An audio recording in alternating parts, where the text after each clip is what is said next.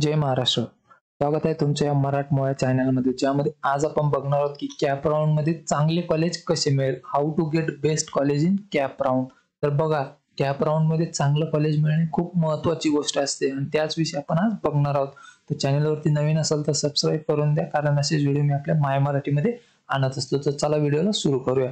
तर बघा, मी जसं की म्हटलं की चांगलं कॉलेज कॅप राऊंड मध्ये मिळणं हे खूप महत्त्वाचं असतं. त्यासाठी खूप काळजीपूर्वक जे निर्णय असतात ते घ्यावं लागतं. तर ते कोणकोणत्या टिप्स आणि जे महत्त्वाचे पॉइंट्स आहेत जे तुम्हाला लक्षात ठेवणं गरजेचं आहे, तेच आपण आज बघणार आहोत. तर बघा, सगळ्यात आधी अंडरस्टँड ऍडमिशन प्रोसेस. तर बघा, जी कॅपची ऍडमिशन प्रोसेस असते, तर सगळ्यात आधी तुम्हाला ती समजून घ्यायची की ती कसं काम करते, काय काय गोष्टी त्यामध्ये महत्त्वाच्या असतात. जसं की कॉलेज कसं अलॉट होतं, कॅपची जी प्रोसेस असते ती कसं काम करते, सगळे तुम्हाला आधी समजून घेणं महत्त्वाचं असतं. जर तुम्हाला ते समजलं तर तुमची जी पुढची प्रोसेस असते ती एकदम सोपी होते. तर हा एक पहिला पॉईंट आहे की तुम्हाला ऍडमिशन प्रोसेस आधी समजून घ्यायची आहे.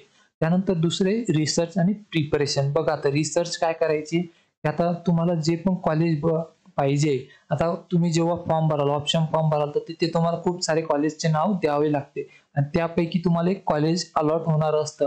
तर तुम्ही काय करायला पाहिजे, सगळ्यात आधी रिसर्च करायला पाहिजे. जे कॉलेज तुम्ही त्या लिस्टमध्ये टाकणार आहे त्या सगळ्या कॉलेजांचे जे पण रँकिंग वगैरे असते, रँकिंग, रेप्युटेशन, फॅकल्टी कशी आहे, इन्फ्रास्ट्रक्चर कसं आहे, प्लेसमेंट कशी तिथली, अक्रेडिएशन होतं ते कसं असतं, हे सगळ्या गोष्टी तुम्हाला आधी रिसर्च करायच्या आहे. आणि आता तुमच्याकडे इंटरनेट असल्यामुळे ते खूप सोपं आहे, तुम्ही करू पण शकता. तर सगळ्यात आधी रिसर्च आणि प्रिपरेशन, की त्यामध्ये कोणकोणत्या गोष्टी आहे, जसं की लोकेशन, तुम्हाला कोणत्या लोकेशनला ऍडमिशन घ्यायचंय ते पण तुम्ही एकदा रिसर्च करा त्याच्याविषयी. त्यानंतर पुढचा पॉइंट येतो की सेट रिअलिस्टिक एक्सपेक्टेशन. तर बघा, हा एक महत्वाचा पॉइंट आहे की तुम्हाला तुमच्या पर्सेंटेज नुसारच तुम्हाला जी आशा करायची कोणतं कॉलेज तुम्हाला लागेल. रिअलिस्टिक राहायचे तुम्हाला एकदम, की असं नाही की तुम्हाला 70% पडले आणि तुम्ही जे कॉलेज टाकत आहे ते 90 आणि 95% वरचे कट ऑफ असणारे कॉलेज आहेत, तसं नाही. जर तुम्हाला 70% समजा, तर तुम्ही जास्तीत जास्त 75% कट ऑफ असणारी कॉलेजेसच तुम्हाला टाकायचे, त्याच्यावरतीचे टाकायचे नाहीये. यालाच रिअलिस्टिक एक्सपेक्टेशन म्हणतात. जर तुम्हाला 70% असेल तर 75 पर्यंत तुम्ही टाका, त्याच्यावरती टाकू नका. ते याच्यानुसार तुम्ही सेट करू शकता. त्यानंतर बघा, त्या पुढचा पॉईंट आयडेंटिफाय प्रिफर्ड कॉलेज. तुम्ही जशी लिस्ट बनवलेली असेल बघा, तर त्यापैकी तुम्हाला आधी ते कॉलेज निवडायचे की जिथे तुम्ही जर समजा तुमचा नंबर लागला तर ते कॉलेज तुम्ही घेऊ शकता, म्हणजे 100% तुम्ही घेऊ शकता अशा कॉलेजची तुमची लिस्ट तयार करायची आहे. त्यानंतर पुढची प्रोसेस असते की अनालाइज कट ऑफ रँक्स. आता तुम्ही ती लिस्ट काढली, त्यानंतर तुम्हाला त्या कॉलेजचा जो कट ऑफ आहे तो नीट करायचा आहे आणि ज्याचा कट ऑफ जास्ती असेल त्याला वरती ठेवायचं. म्हणजे जर एखाद्याच कट ऑफ 95 असेल तर त्याला 1 नंबर वरती ठेवायचं, त्यानंतर 80% असेल तर 2 नंबर वरती. असं तुम्हाला अनालाइज करून कट ऑफ त्यानंतर त्याची रँकिंग करायची आहे. त्यानंतर बघा, सगळ्यात महत्वाचा पॉइंट, इन्क्लूड बॅकअप ऑप्शन. बघा, बरेच जण काय करतात की बॅकअप ऑप्शन ठेवत नाही. आता त्यांना काय वाटतं की मला चांगले पर्सेंटेज आहे, मी 2च कॉलेज टाकतो ऑप्शन फॉर्म मध्ये, मला भेटून जाईल.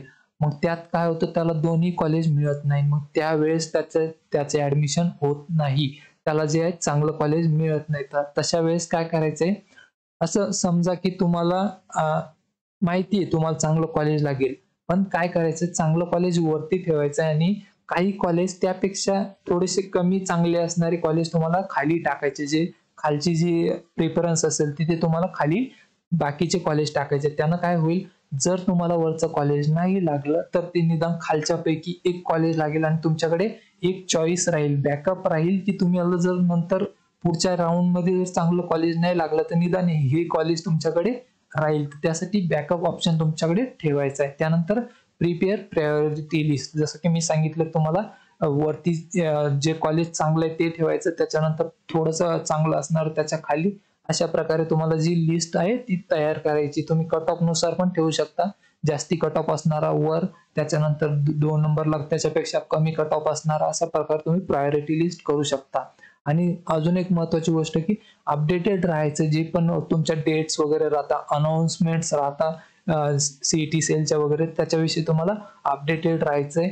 आणि हो, तुम्हाला जर नसेल तसं जमत तर तुम्ही काउन्सिलिंग वगैरे पण घेऊ शकता. बरेचसे जण काउन्सिलिंग करतात, जे मेंटॉर्स असतात, टीचर्स असतात, तुम्ही त्यांचं गायडन्स पण घेऊ शकता, किंवा YouTube वरती पण बरेच जण आता पेड काउन्सिलिंग पण करतात, तर तुम्ही ती पण घेऊ शकता. आणि त्यानंतर बघा, attend college open houses and events. जर तुम्हाला तिथे नसेल जायचं, पेड जर नसेल घ्यायचे काउन्सिलिंग, तर तुम्ही बऱ्याच कॉलेजचे जे आहेत ना, इव्हेंट्स होत असतात जेव्हा ऍडमिशन प्रोसेस चालू असते ना, तिथे पण तुम्हाला भरपूर मार्गदर्शन केलं जातं की कसं ऍडमिशनची प्रोसेस असते, कसं तुम्हाला काम स्टेप करायचं आहे, तर कोणकोणत्या पद्धतीने जायचं ते शिकवलं जातं.